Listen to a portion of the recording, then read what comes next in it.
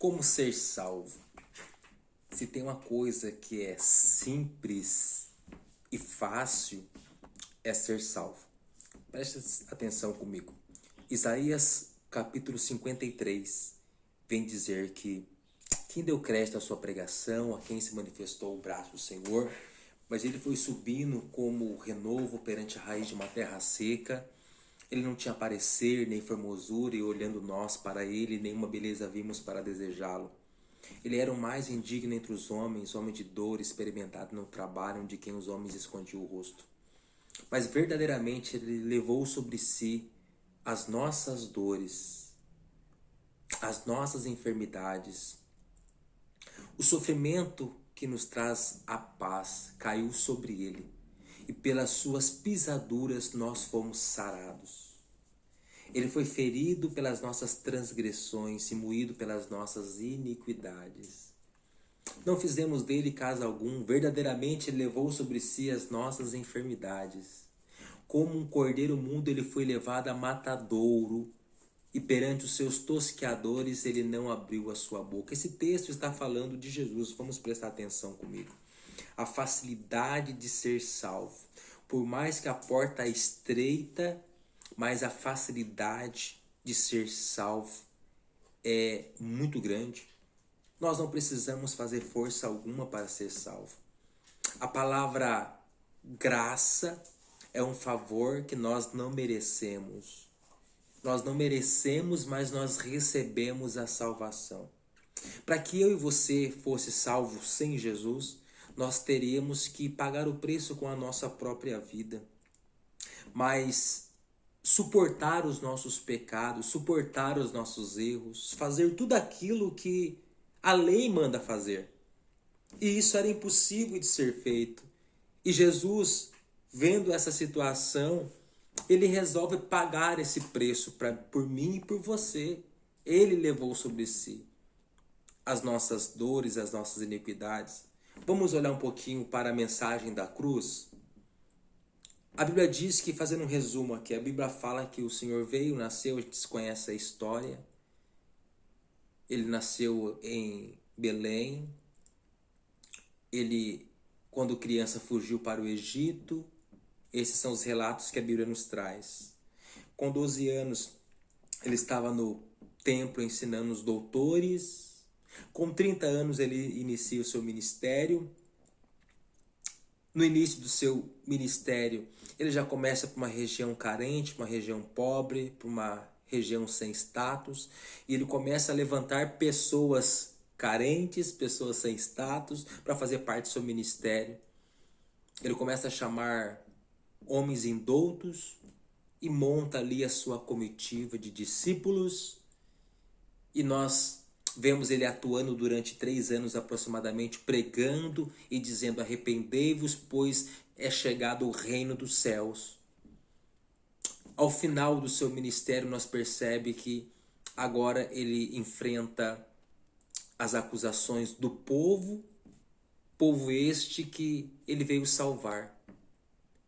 E agora esse povo que ele veio salvar coloca acusações contra ele. E ele é condenado, ele é sentenciado à morte de cruz. Ele pega aquela cruz que não era dele, não tinha nem as medidas dele. Aquela cruz era de Barrabás, que representa eu e você. Para ser salvo, era nós que deveríamos estar carregando aquela cruz. Para ser salvo, era eu e você que deveríamos estar levando ou ouvindo aquelas acusações, onde as pessoas falavam: crucifica e solte Barrabás. Poderia ser o meu nome: crucifica o Edmar, crucifica o Marcos e solte o ladrão. Mas não, era ele que estava ali por mim e por você. Aqueles açoites, aquelas chicoteadas com ossos que tinha na ponta, que pegava na sua carne e arrancava no seu corpo e arrancava pedaços de carne, era para ser em mim e era para ser em você, mas ele suportou. Ele suportou por mim e por você. Aquela cruz que ele pega e coloca nas costas e começa todo ferido e ensanguentado. Aquela cruz aqueles passos, não sei a distância, mas 1 quilômetro talvez, não sei, curiosidade. Ele começa a carregar, era para eu e você estar carregando aquela cruz. E engraçado que aquela cruz não tinha a medida dele, mas tinha a minha medida e a sua medida. Ser salvo é fácil demais. E ele suportou aquela cruz, ele carregou a sua própria cruz, chegou no lugar chamado caveira, lugar chamado morte. Ele joga aquela cruz no chão, cansado, esgotado, pegam ele, colocam naquela cruz, perfuram a mão dele com pregos, perfuram o pé dele com os pregos, levantam aquela cruz e está lá o nosso Senhor e Salvador pendurado numa madeira. E neste momento a Bíblia fala que toda a maldição, ele não estava sendo visto somente por pessoas, todo mundo espiritual estava voltado naquela cena. Todo mundo natural naquele momento que estava ali, e o espiritual, todo mundo espiritual estava voltado para aquela cena.